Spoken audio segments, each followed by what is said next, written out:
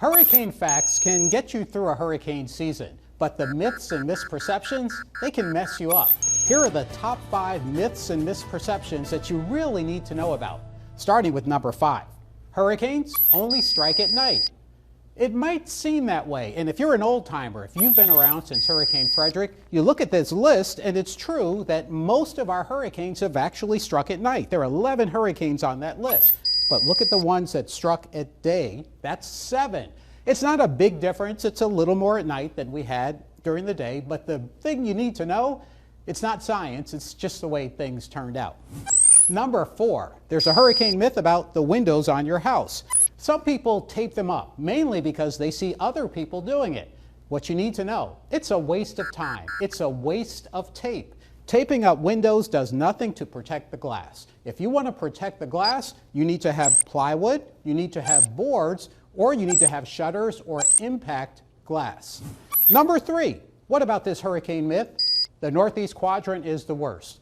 Well, it actually turns out that here on the central Gulf Coast, that is true most of the time, but not all the time. The northeast quadrant is where you tend to find a lot of tornadoes, the heaviest rain, and certainly the storm surge, but it's really the right side of the storm. And what that means is if you move to Tampa and a storm is moving eastward across the Gulf, the worst quadrant is going to be the southeast quadrant. On the other hand, if you move to Houston and a storm is moving westward in Houston, it's going to be the northwest quadrant. So it's really the right side of the storm is the worst side of the storm for the overall average impact. Okay, forecast cone.